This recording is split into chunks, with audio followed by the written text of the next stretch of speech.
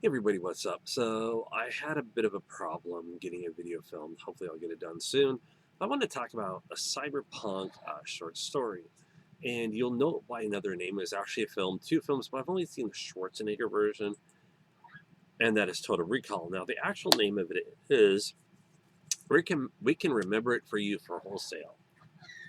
And it is written by was written by Philip K. Dick, who's written a lot of different stuff. Sorry, hold on for the question of okay, but it is marked as Total Recall, and it says here for the collection of Philip stories named after the story. See, okay, but yeah, that is it. So Douglas Quaid is a guy who basically like works this office job, and he decides he wants to go to this company to basically have memories implanted in that he's been to Mars. So if you know the story of Total Recall, I'm not going to go into too much. This does happen, but along the way, unfortunately, there's kind of a problem where he starts remembering certain things, and the film more or less takes off in a different direction than the story because the memory implant does go very well. He starts remembering other stuff, but it kind of takes a twist in the fact that what we see in the film and his memories, there's only two layers of memories implanted. There's more than that, and it gets to a point where they go, he's better off alive than dead, because they find out that he had a memory that was erased that really, if it says everything's added on until he gets to that state where they try putting memories in his head to cover up other ones, it brings him out. So it's pretty much an interesting thing. Um, the reason I read it was because of the fact I'm like, okay, I've seen the movie. I want to read the short story. It's a lot different. It is good. The movie is good as well. The movie just has more action.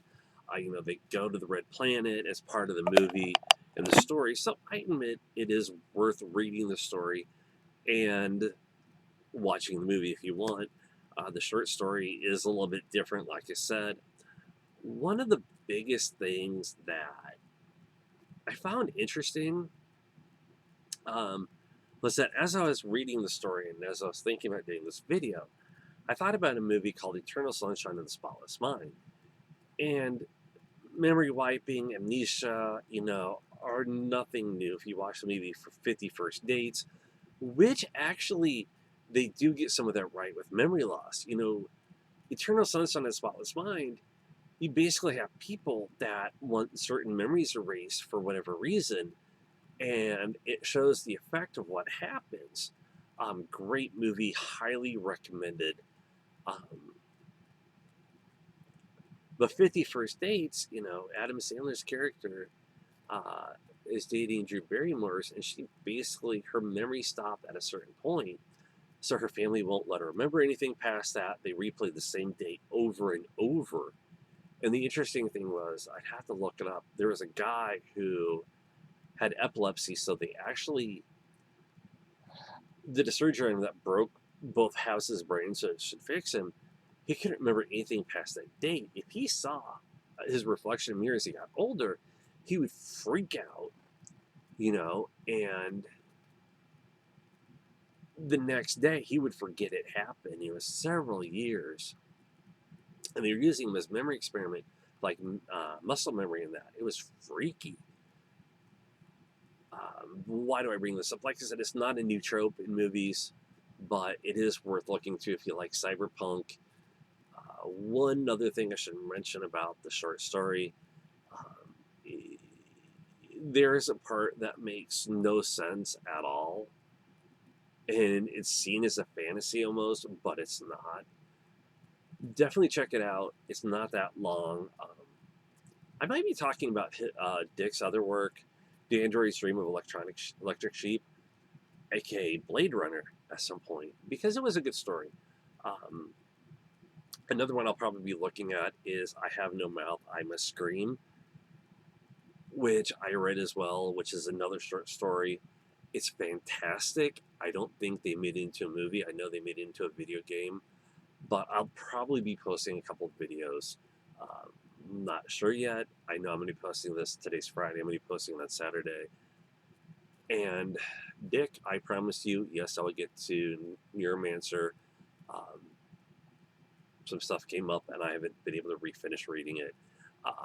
There are Gibson's work. There's two different unique sets.